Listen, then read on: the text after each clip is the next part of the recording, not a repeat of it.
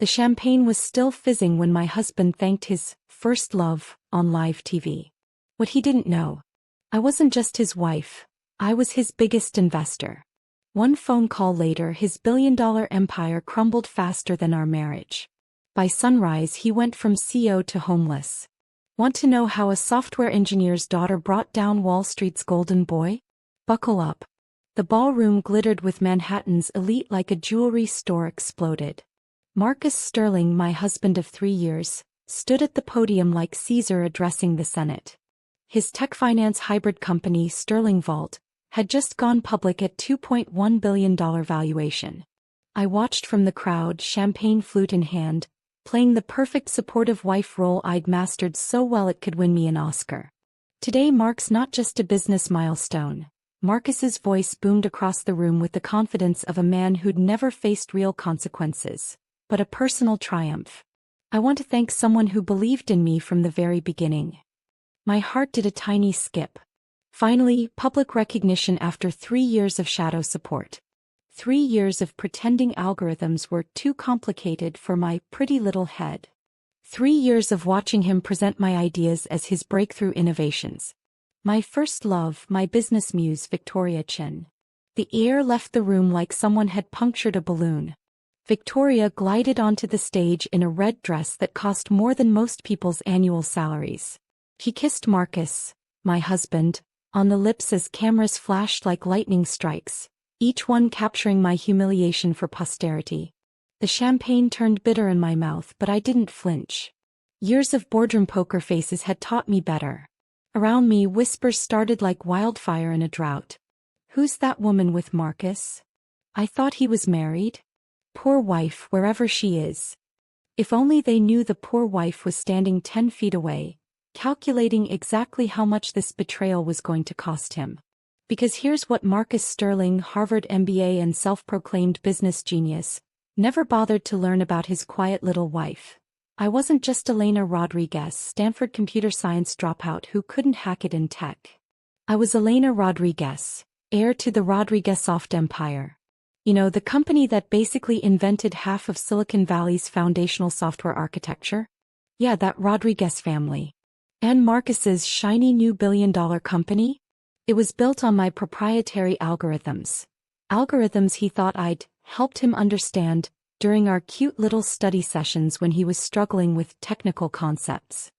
Victoria extended her hand to the audience with a smile sharp enough to perform surgery. Thank you all for believing in our vision. Marcus and I have been working toward this moment for months, and seeing our partnership succeed means everything. Partnership. How romantic. Elena. My assistant Sarah materialized beside me like a well-dressed guardian angel. The photographers want family photos. Family photos. How deliciously ironic. I smoothed my black dress, deliberately understated next to Victoria's peacocking display, and walked toward the stage. Marcus's smile faltered when he saw me, but his PR training kicked in faster than his conscience ever had. And of course my beautiful wife Elena, who's been so patient with my long work hours. Patient. Like I was a golden retriever waiting for treats instead of the woman who'd actually created the technology making him rich. Victoria extended her hand with a smile that could cut glass. Elena, right? Marcus talks about you sometimes. You're the one who helps with his computer problems. The condescension dripped like honey from a broken jar. I shook her hand, noting her squeeze was meant to intimidate. Adorable. Among other things, I replied, my voice sweet as artificial vanilla. Congratulations on your promotion. Because I knew exactly what Victoria Chin was. She'd been Marcus's business development consultant for 8 months. What she'd actually been developing wasn't hard to guess, especially when she started suggesting the same innovative features I'd been privately developing for my family's company. As we posed for photos, Marcus whispered in my ear, "Play nice." Victoria's connections made this IPO possible. Really? I almost laughed out loud. Victoria's connections. The same Victoria who'd mysteriously produced breakthrough code solutions right after our dinner conversations where Marcus discussed his technical challenges. The same Victoria who somehow convinced Marcus to pivot his business model in the precise direction that would compete with Rodriguez Soft's upcoming product launch. Marcus Sterling thought he was playing chess. He didn't realize he'd been checkmated 3 moves ago. The evening continued with speeches, congratulations, and networking. I played my part perfectly. The supportive wife who didn't really understand business, but was so proud of her brilliant husband. I watched Victoria work the room like a professional shark, charming investors and journalists with practiced ease. Around midnight, as the party wound down, Marcus found me on the terrace overlooking Central Park. "You're being awfully quiet tonight," he said, loosening his tie like he was unwrapping a present to himself. "Aren't you excited? We're rich, Elena. Really rich." How generous of him to include me in his success story built on my stolen work. "I'm happy for you," I said and meant it. His happiness was about to make his fall so much more spectacular. "You worked so hard for this moment." He pulled me close and I smelled Victoria's perfume on his jacket. Chanel No. 5. Expensive taste for someone on a consultant's salary. "You know I love you, right?" he said, and for a moment I almost believed he believed it himself. "I know exactly how much you love me," I replied, which was the absolute truth. As we rode home in the Tesla, bought with my trust fund money though Marcus thought it came from his signing bonus, I pulled out my phone and sent 3 text messages. To James, "Time to execute. Tomorrow morning." To Sarah, "Divorce papers ready?" To my father, "Remember that favor you owe me? I'm calling it in." Marcus was scrolling through social media, probably reading congratulatory messages and sexting Victoria. He had no idea that in 12 hours he'd be calling me ma'am and begging for mercy. I smiled at my reflection in the dark car window. Tomorrow was going to be such a beautiful day. At 6 a.m., while Marcus slept off his victory champagne, I sat in my home office with 3 laptops open and a cup of coffee that cost more than Victoria's monthly Starbucks budget. Time to remind the business world why they should never underestimate a Rodriguez. My phone buzzed. James calling from his Tokyo office, where it was already evening and my revenge was about to go global. "Elena, the forensic audit is complete. He's been using your algorithms for 18 months. We have documentation of every stolen line of code, complete with timestamps showing when you originally developed them versus when they mysteriously appeared in his system." "Perfect. And the investor list?" "Even better than we thought. 87% of his funding came through shell companies traced back to Rodriguez Soft subsidiaries. Technically, you own 67% of his company through proxy investments your father set up years ago." I almost choked on my coffee. Marcus had been so busy playing grown-up businessman he'd never bothered checking where his money actually came from. Daddy's connections, he'd called them smugly at dinner parties. If only he knew Daddy was just the middleman facilitating his own financial destruction. "Execute phase 1, I said, watching Marcus stumble toward the bathroom through our bedroom security camera. A little upgrade I'd installed months ago for home security. "Let's see how Golden Boy handles his first real crisis." At 7:30 a.m. sharp, every major financial journalist in New York received an anonymous email with compelling evidence of code theft, fraudulent business practices, and suspicious funding sources in Sterling Vault's IPO documentation. The sender? A concerned whistleblower who'd compiled months of evidence about intellectual property theft in the fintech industry. The email included side-by-side code comparisons, financial irregularities, and most damaging of all, audio recordings of Marcus discussing borrowing technical solutions from his wife's simple suggestions. His own words, recorded during our romantic dinner conversations when he thought he was impressing me with his business acumen. By 8 a.m., Marcus's phone was ringing like a fire alarm. I brought him coffee in bed, playing the dutiful wife role one last time. "Rough morning already?" I asked sweetly, noting how his hands shook as he scrolled through increasingly panicked messages. Someone's spreading lies about the company. Vicious, detailed lies about stolen code and funding irregularities. My entire PR team is in full damage control mode, and 3 major investors are already demanding emergency meetings. "Oh no," I said, my concern perfectly calibrated. Can they prove any of it? Of course not. It's all baseless accusations from some disgruntled competitor. He paused, his business brain finally engaging past the panic. Although, some of the code examples they're citing do look familiar. Remind me, what was that algorithm you helped me understand last year? The predictive modeling one that solved our biggest technical challenge. I tilted my head innocently. I don't really remember the technical details. You know, computers aren't my strong suit. The irony was delicious. Marcus Sterling asking for help from the woman who developed half of Silicon Valley's foundational software architecture, still believing she was just a pretty face who dropped out of Stanford because programming was too hard for her little brain. By 9 a.m. Victoria was calling. I could hear her through Marcus's speakerphone as I pretended to organize my closet, really documenting his increasingly desperate phone conversations for my legal team. Marcus, the allegations include evidence of insider trading and fraudulent partnership agreements. My name is mentioned 17 times in the leaked documents. The press is calling it the Sterling Vault scandal, and hashtag stolen code is trending on Twitter. Stay calm, Marcus said, but sweat was beading on his forehead like morning dew. We'll weather this storm. Companies face false allegations all the time during volatile market periods. False.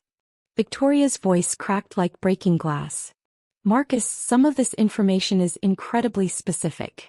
How could outsiders know about our private strategy meetings? About the algorithm modifications we discussed in your home office? Oh, sweet summer child. Those weren't strategy meetings. They were confession sessions where Marcus unwittingly provided evidence of his intellectual property theft while trying to impress his mistress with stolen innovations. At 10 a.m. I left for my yoga class.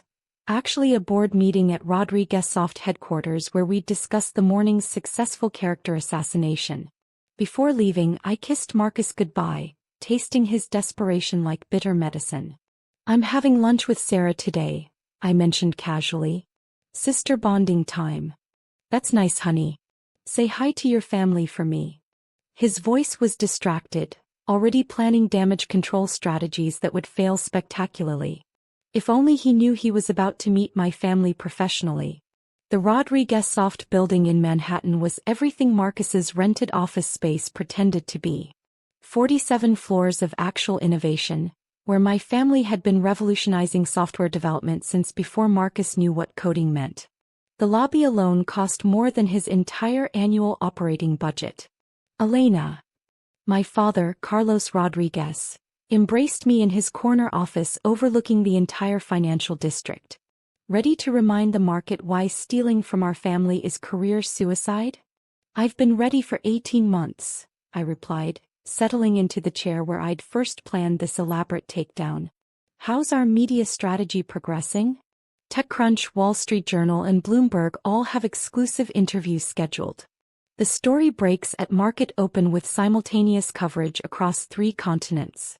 Our PR team has been working overtime to ensure maximum impact. Sarah texted me updates from her law office. He's hired Kelman and Associates for crisis management. Victoria's disappeared, probably retaining separate counsel. Stock price down 31% in 6 hours. Meanwhile, Marcus was discovering that financial journalism moves faster than wildfire when there's blood in the water and a compelling David versus Goliath narrative. Except in this story, Goliath was the thief and David had a trust fund. By noon, hashtag Sterling Vault was the top trending topic on Twitter. Not for celebration, for speculation about fraud, theft, and corporate espionage. The stock price had dropped 38% since market open, with trading volumes indicating mass panic selling. Marcus called me, his voice barely controlled panic. Elena, can you come home immediately? This situation is escalating beyond anything we anticipated, and I need my family around me during this crisis. His family. How touching that he remembered I existed when his empire was crumbling. Of course, darling. I'll cancel lunch with Sarah and come straight home. Actually, lunch with Sarah was just beginning, and she'd prepared a legal feast that would make Marcus wish he'd chosen a different family to steal from. At 2 p.m. I walked back into our apartment to find Marcus pacing the living room like a caged tiger. His perfect hair was disheveled, his designer shirt wrinkled beyond repair. Victoria sat on our Italian leather couch, the one I'd personally selected and paid for, looking like she'd aged 5 years in 6 hours. "There you are," Marcus said, relief flooding his voice like a dam bursting. "Elena, I need to ask you something critically important. Those algorithms we discussed last year, do you remember where you originally learned about them? My lawyers need to trace the complete provenance of our code base to counter these allegations." I set down my Hermes purse, a custom piece that cost more than his monthly salary, and looked at them both. Really looked at them. Two people who'd spent months plotting to steal my life's work, sitting in my living room, asking me to help clean up their catastrophic mess. "You know what, Marcus?" I said, my voice still honey-sweet but with an edge that could cut diamonds. "I think it's time we had a real conversation about algorithms, business ethics, and exactly who you've been sleeping with." The color drained from both their faces simultaneously, like synchronized swimmers diving into panic. "Because I've been doing some research of my own." I walked to my laptop, opened it with deliberate slowness and turned the screen toward them.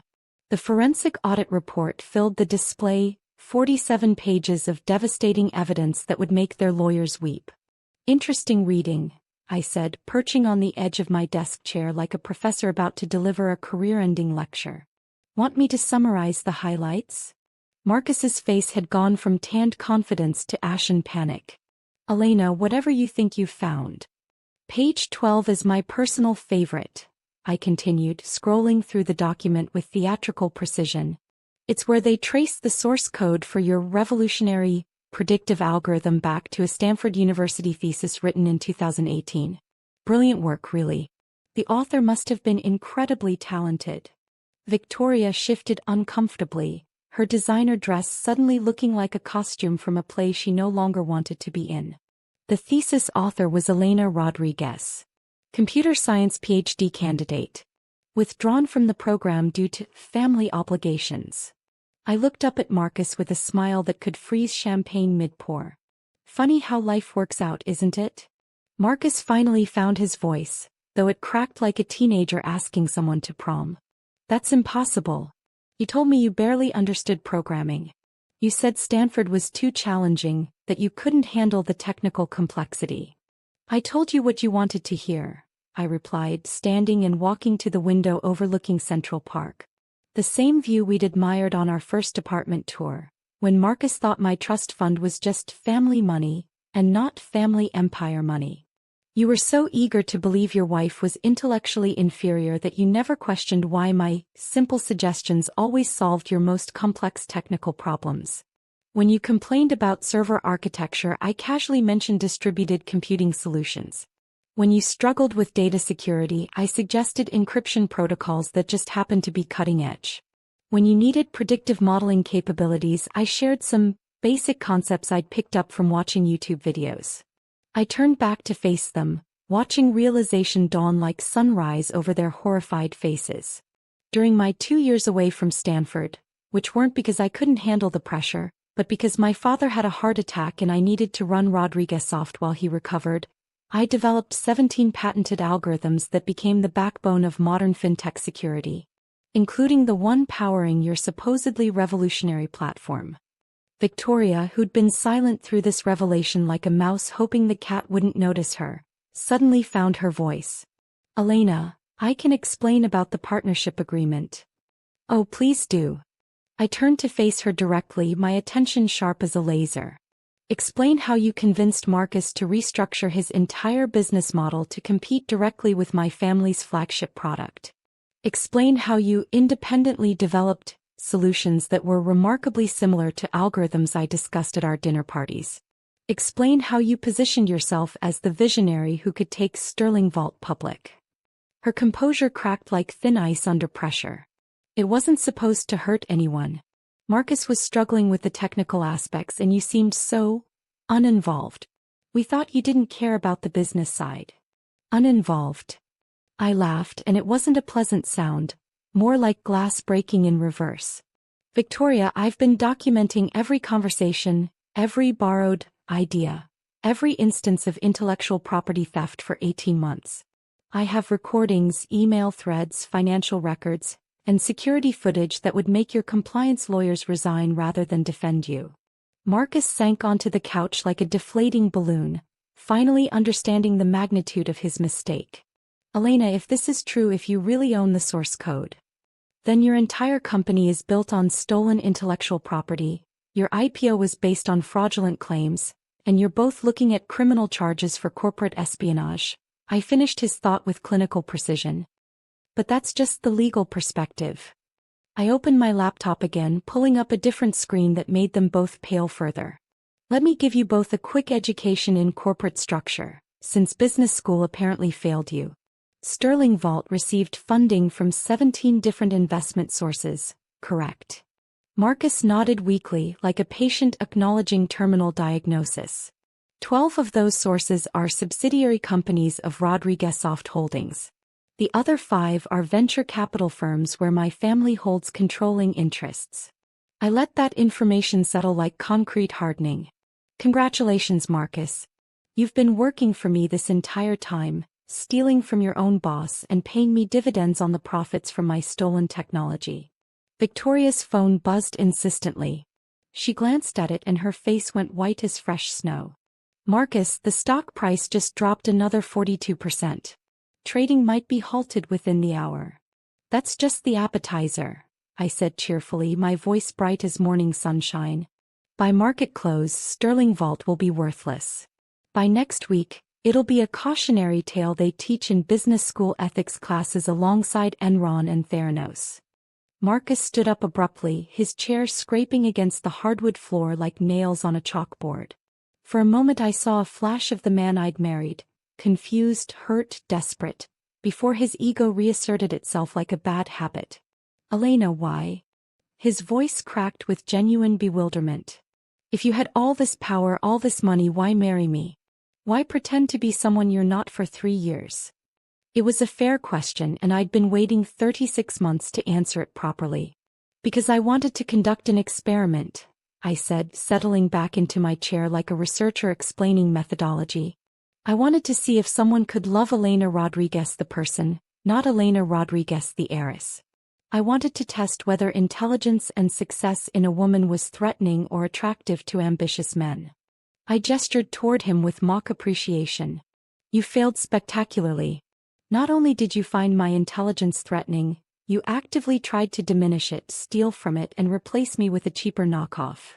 Victoria's face flushed red as a stop sign. Cheaper knockoff? Oh, sweetie, I said, my voice dripping with false sympathy.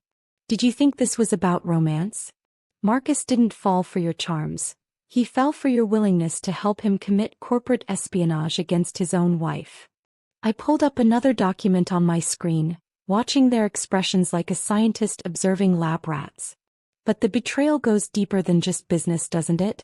Victoria, would you like to tell Marcus about our previous professional relationship, or shall I? Both of them froze like deer in headlights. That's right. Victoria Chin didn't randomly appear in your life 8 months ago. She used to work for Rodriguez Soft. Senior marketing manager, terminated for attempting to sell proprietary information to competitors. I've been tracking her career moves ever since, waiting to see which unsuspecting tech executive she'd target next. Victoria's voice came out as barely a whisper. You knew? This whole time you knew who I was. I knew she'd target you eventually, I said, smiling at Marcus with the warmth of a proud teacher. Ambitious, successful, married to a Rodriguez with access to valuable technology. You were the perfect mark.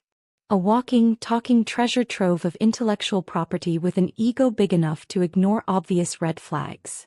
Marcus's business training finally kicked in past his personal devastation. This is entrapment.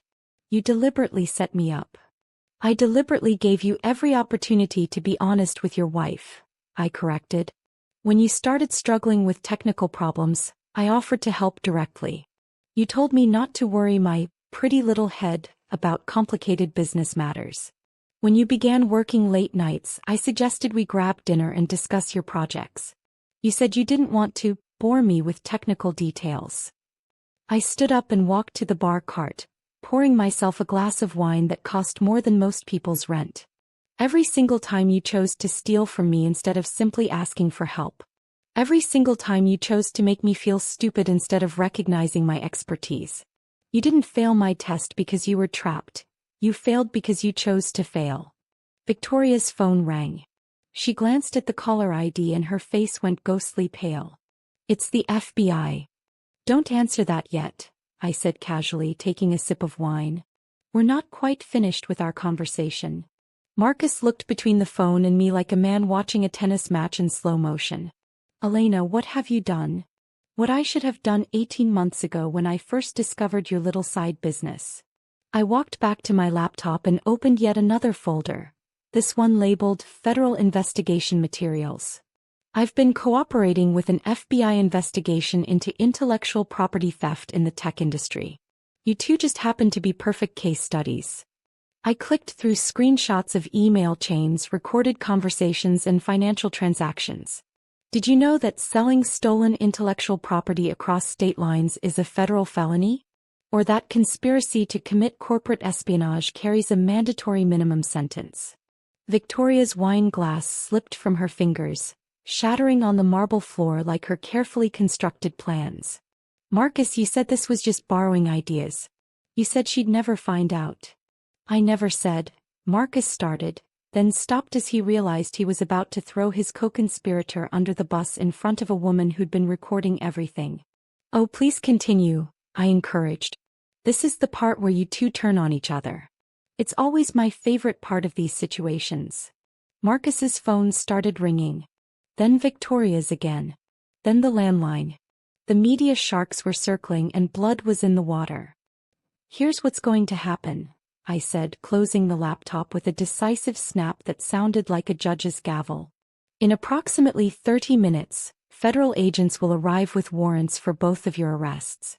The evidence is overwhelming and I've been cooperating with their investigation for months. Marcus's legs gave out. He collapsed back onto my expensive couch like a marionette with cut strings. You have exactly one choice, Marcus. You can spend the next decade in federal prison for corporate espionage, fraud, and intellectual property theft, explaining to your cellmate why you thought it was smart to steal from your wife. I paused for dramatic effect, savoring the moment. Or you can sign these papers.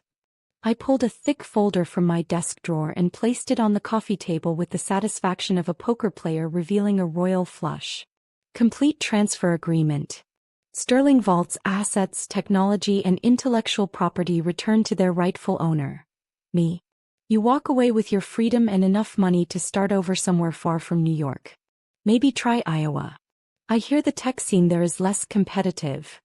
Victoria looked at the papers like they were written in ancient hieroglyphics. What about me? I smiled sweetly, taking another sip of wine. Oh, Victoria. Sweet, ambitious Victoria. You don't get a choice. The silence in the room was deafening, broken only by the incessant buzzing of phones and the distant hum of Manhattan traffic 40 floors below. Marcus stared at the transfer papers like they were written in his own blood, while Victoria had gone catatonic in the corner, still clutching her shattered wine glass. You have 15 minutes to decide, I said, checking my Cartier watch, a graduation gift from Stanford that Marcus had always assumed was a cheap knockoff. After that, the FBI arrives and your choice gets made for you. Marcus's hands shook as he picked up the documents. Elena, please. Think about what you're asking. This company is my life's work. Your life's work. I laughed and the sound bounced off our marble walls like breaking crystal. Marcus, you haven't written a single line of original code since college. Every breakthrough, every innovation, every genius solution came from either me or from technology you stole from other companies. Your entire career is built on intellectual theft and taking credit for other people's brilliance. I walked to the window, gazing down at Wall Street where his empire was crumbling in real time. The only original thing you ever did was figure out how to monetize my algorithms without understanding how they actually worked. Victoria finally found her voice, though it came out as a desperate whisper. There has to be something we can do. Some kind of deal we can make. Oh, there is, I said, turning back with a smile that could cut glass. Victoria, You're going to make a full confession to federal investigators about your role in this conspiracy. You're going to detail every conversation, every stolen document, every attempt to sell proprietary information. Her face went ashen. That's career suicide. I'll never work in tech again. Sweetie, you were never going to work in tech again anyway. At least this way you might avoid federal prison. I shrugged like we were discussing lunch plans. Your choice is simple. Cooperate fully and maybe get a reduced sentence, or stay silent and spend the next 15 years explaining corporate espionage to your cellmates. Marcus was frantically reading through the transfer agreement, his MBA training finally kicking in. This is everything. You're taking everything. The patents, the client base, even the office furniture. I'm reclaiming what was always mine, I corrected. Plus reasonable compensation for 3 years of having my intelligence insulted on a daily basis. Consider it a stupidity tax. My phone buzzed. James texting from Tokyo. Federal agents en route. ETA 12 minutes. Media crews already assembling downstairs. Perfect timing. Marcus, I need you to understand something, I said, my voice taking on the tone I used in boardrooms when explaining complex concepts to slower colleagues. This was never about revenge. This was about justice. You stole from me, lied to me, cheated on me, and tried to make me feel intellectually inferior while profiting from my work. The fact that your downfall is so spectacular is just artistic symmetry. Victoria's phone rang again. This time she answered with trembling fingers. Hello. We could hear the authoritative voice on the other end. Ms. Chen, this is Special Agent Rodriguez with the FBI Economic Crimes Unit. We need to speak with you immediately regarding your involvement in the Sterling Vault investigation. She hung up and stared at me in horror. Rodriguez? Are they related to you? My cousin Miguel, I said cheerfully. Brilliant man. Harvard Law, FBI Academy, specializes in white-collar crime. I may have mentioned your case to him at last Christmas dinner. Marcus dropped the papers like they were on fire. This whole thing is a setup. Your entire family is involved. My entire family is successful, Marcus. We tend to know people in important positions because we've spent decades building legitimate businesses and contributing to society. It's called networking. Maybe you should try it sometime instead of corporate espionage. The apartment's intercom buzzed. Building security announcing visitors. That would be the FBI, I said, walking to the intercom. Send them up, please. Marcus jumped up like he'd been electrocuted. Elena, wait. Let's talk about this rationally. We can work something out. I'll sign the papers, I'll cooperate with whatever investigation you want. Just please don't let this destroy everything. Everything is already destroyed, Marcus. Your stock is worthless, your investors are fleeing, your employees are abandoning ship, and your reputation is in ruins. The only question now is whether you want to add federal prison to your list of problems. Victoria stood up on shaky legs, pieces of broken glass falling from her dress. I'll cooperate. I'll tell them everything about Marcus's instructions, about how he planned this whole thing. Excuse me. Marcus whirled on her like a cornered animal. I planned this. You're the one who approached me with inside information about Rodriguez Soft. You're the one who suggested we could adapt their algorithms for our platform. And there it is, I said with satisfaction, pulling out my phone to stop the recording app I'd been running since they arrived. The mutual betrayal phase. This is always when things get interesting. Heavy footsteps echoed in the hallway outside our door. Official voices discussing tactical approach and evidence collection. Marcus looked at me with something that might have been respect if it weren't completely overshadowed by terror. You planned this entire thing from the beginning, didn't you? I planned to give you every opportunity to be the man I hoped you were, I said simply. You planned your own destruction the moment you chose theft over honesty, Victoria over your wife, and ego over integrity. The doorbell rang with the authority of federal law enforcement. Last chance, Marcus. Sign the papers and walk away free, or explain to a jury why you thought stealing from Elena Rodriguez was a good business strategy. He picked up the pen with hands that shook like autumn leaves. The pen hovered over the signature line like a sword of Damocles. Marcus's hand trembled so violently I thought he might drop it, but his survival instincts finally overrode his wounded ego. He scrawled his name across the bottom of the transfer agreement just as heavy knocks echoed through our apartment. FBI. Open up. Coming. I called cheerfully, smoothing my dress and checking my reflection in the hallway mirror. After 3 years of playing the diminished wife, it felt delicious to reclaim my power in front of federal witnesses. I opened the door to reveal Special Agent Miguel Rodriguez, my cousin, though his stern expression gave no hint of our family relationship. Behind him stood 3 other agents, all business suits and serious expressions. Ms. Rodriguez, Miguel said formally, we have warrants for the arrest of Marcus Sterling and Victoria Chin in connection with federal charges of intellectual property theft, corporate espionage and securities fraud. Of course, Agent Rodriguez, I replied, stepping aside with the grace of a hostess welcoming dinner guests. They're both in the living room. Mr. Sterling has just signed a full confession and asset transfer agreement. Marcus looked up from the papers with the expression of a man who just signed his own death warrant. Elena, you said. I said you could walk away free and you can, I interrupted. Free from criminal prosecution in exchange for full cooperation and restitution. I never said you'd walk away rich. Agent Sarah Chin, no relation to Victoria, the irony was just that perfect, stepped forward with handcuffs. Mr. Sterling, you have the right to remain silent. As they read Marcus his rights, I couldn't help but notice how much smaller he looked in handcuffs. The confident CEO who'd humiliated me on live television 12 hours ago now resembled a lost child calling for his mother. Victoria, meanwhile, had completely dissociated from reality. She sat motionless on my couch, staring at the wall like she was trying to see through it to a parallel universe where her plans had actually worked. Miss Chin, Agent Miguel addressed her, we understand you've expressed willingness to cooperate with our investigation? That snapped her back to the present. Yes, I'll tell you everything. This was all Marcus's idea. He approached me with the stolen algorithms. He planned the whole IPO fraud. Victoria. Marcus snarled, his composure finally cracking completely. You lying, scheming. Enough, Agent Rodriguez commanded with the authority of someone who'd broken up bigger fights than this.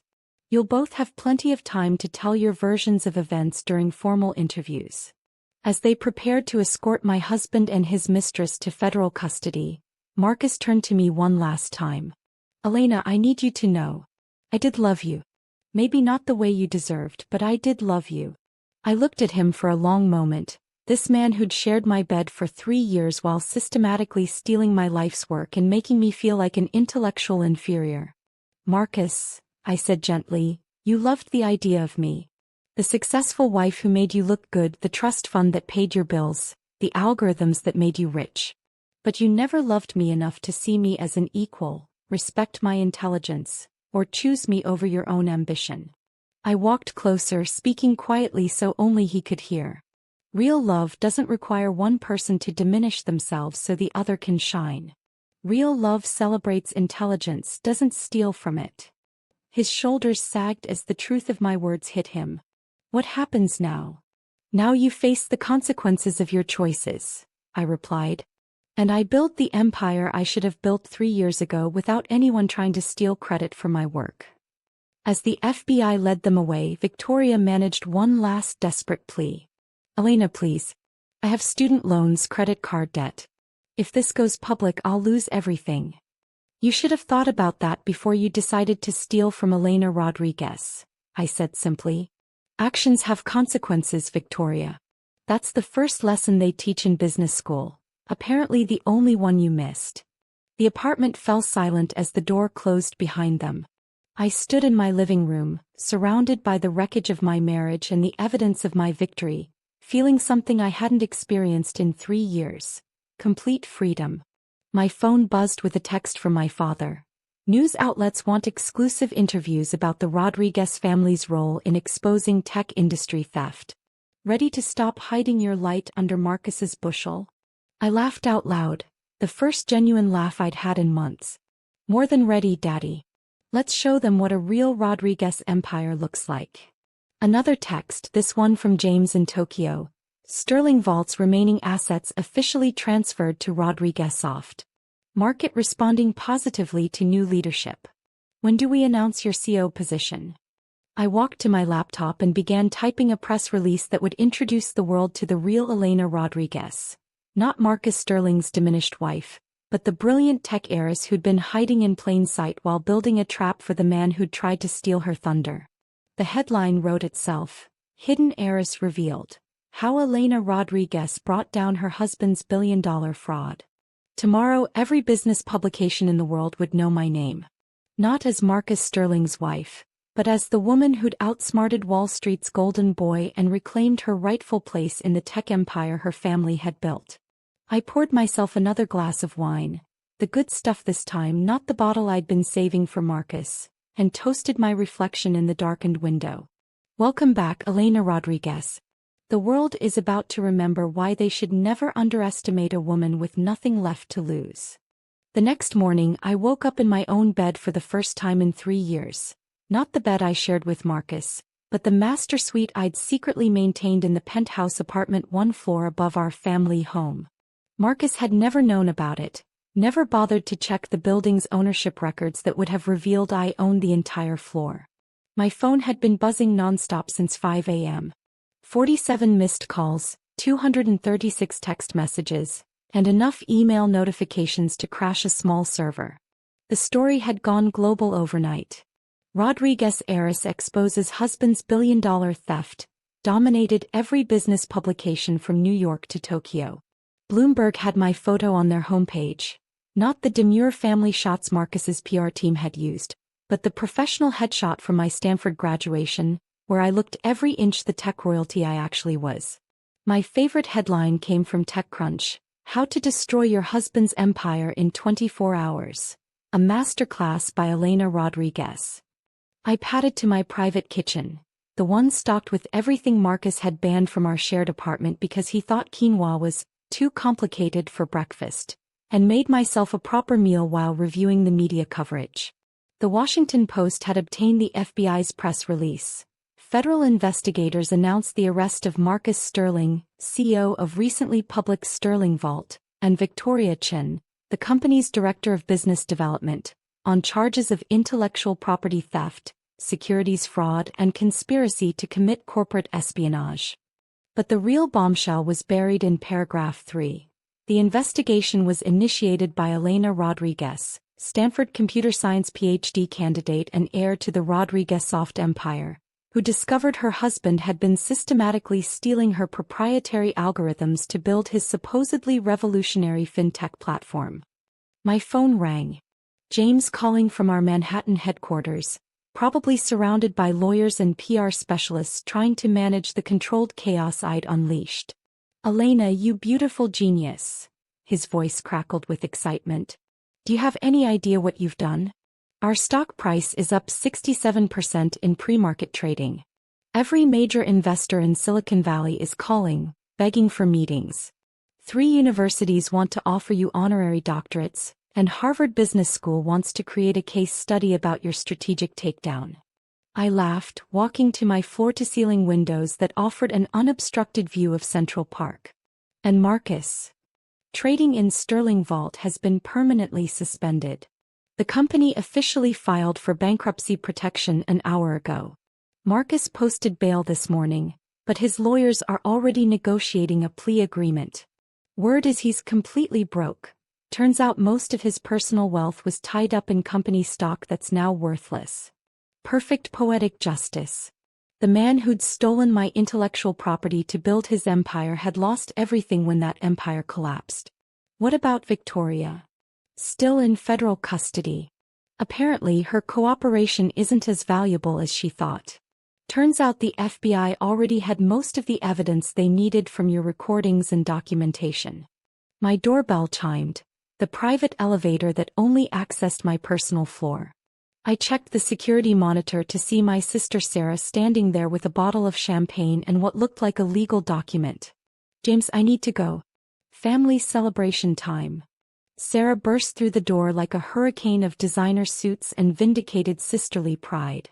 Elena Rodriguez, You magnificent, brilliant, absolutely terrifying woman. She grabbed me in a hug that could have cracked ribs. Do you know what you've accomplished?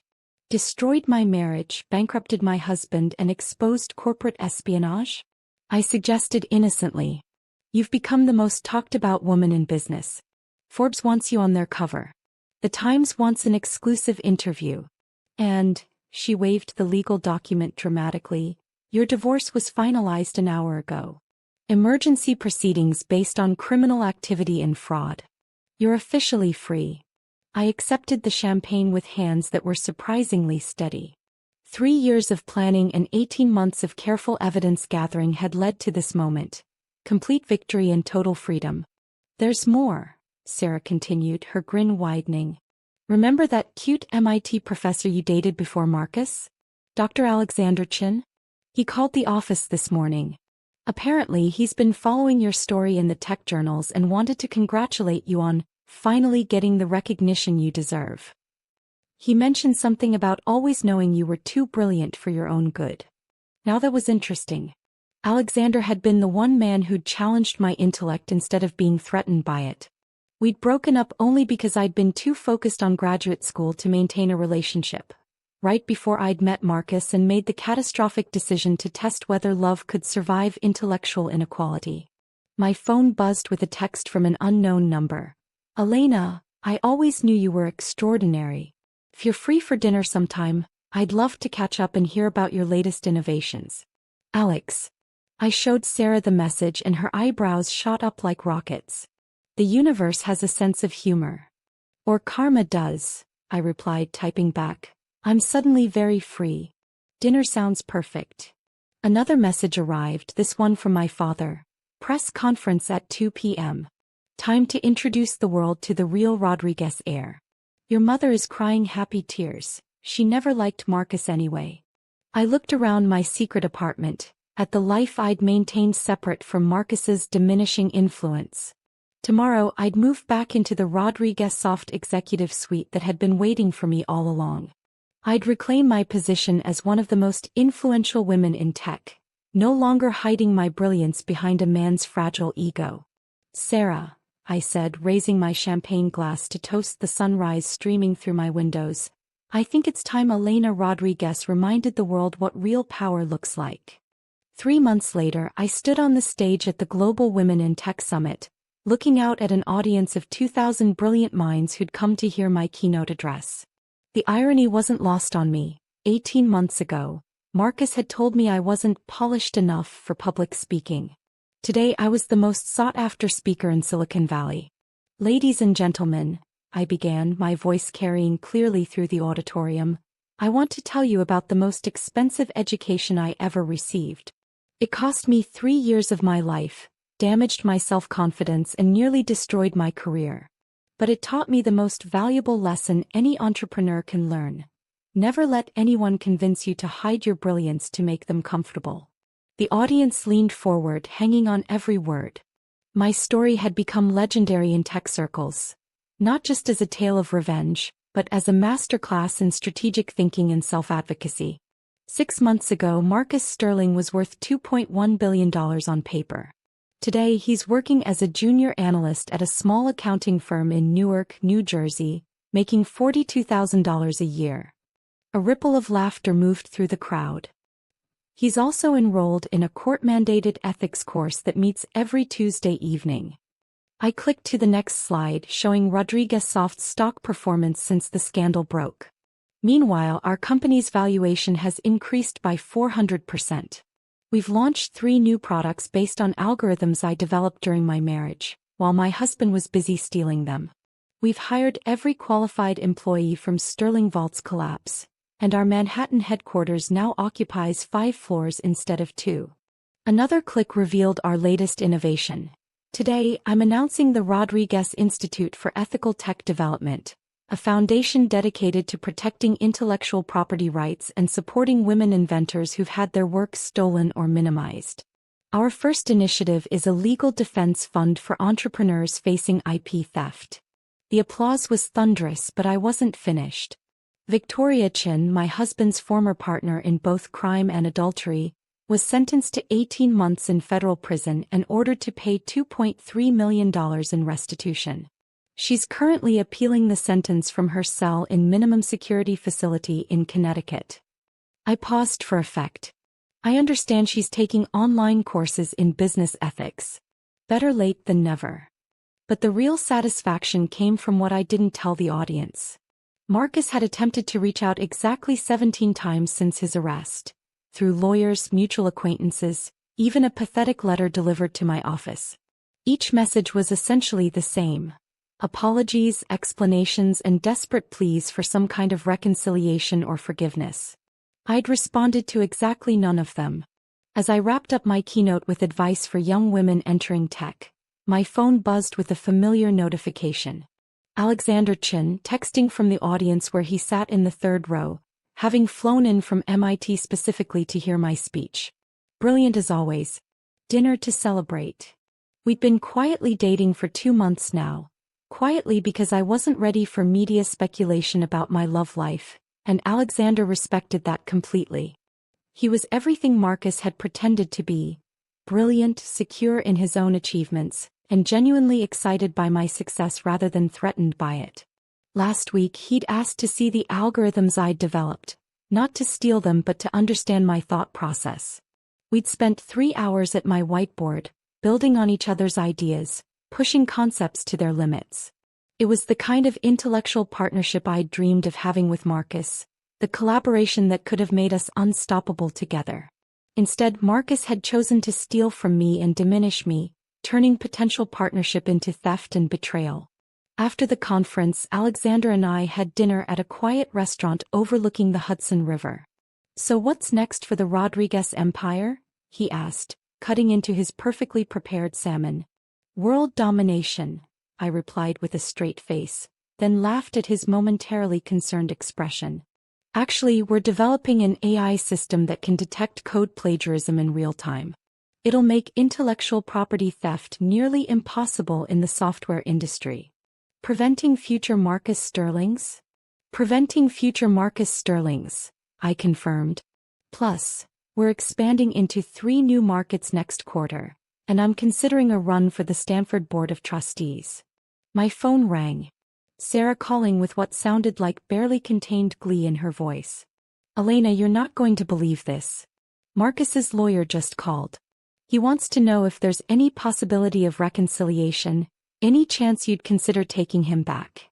Apparently, he's been telling people that his biggest mistake was not appreciating what he had." I almost choked on my wine. "What did you tell them?" "I told them that Elena Rodriguez doesn't take returns on defective products, especially ones that come with criminal records and destroyed reputations." Alexander raised his eyebrows, overhearing Sarah's end of the conversation. I put the call on speaker so he could enjoy the full absurdity. "Oh, and Elena, there's more. Marcus has apparently been telling mutual friends that he always knew you were brilliant, that he was proud of your success, and that the whole situation was just a misunderstanding that got blown out of proportion." "A misunderstanding?" I laughed until tears formed in my eyes. Corporate espionage, adultery, and federal criminal charges were just a misunderstanding? That's what he's calling it. He actually used the phrase, learning experience, in reference to his arrest. Alexander shook his head in amazement. This man really doesn't understand the concept of consequences, does he? I raised my wine glass, looking out at the Manhattan skyline where Rodriguez Soft's logo now glowed from the top of our expanded headquarters. Here's to consequences, second chances, and never settling for men who think your intelligence is a threat instead of a gift. As we toasted, my phone buzzed with a news alert. Rodriguez Institute announces $50 million fund for women inventors. Perfect. Marcus Sterling had inadvertently funded his own replacement, and mine was going to change the world.